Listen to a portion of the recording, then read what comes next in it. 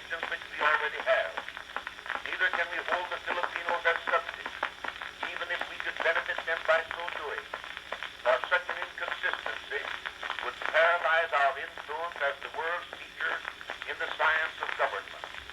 Our experiment in colonialism has been unfortunate. Instead of profit, it has brought loss. Instead of strength, it has brought weakness. Instead of glory, it has brought humiliation. It has more than doubled our standing army, and there is talk of further increase. It has enlarged our navy, and imperialists are clamoring for a still larger navy. Public sentiment ought to be ripe for the adoption of the democratic plan announced in 1900.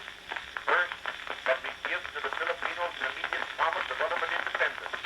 Second, that independence be recognized as soon as a stable government can be established. We retain such harbors and coaling stations as we may need.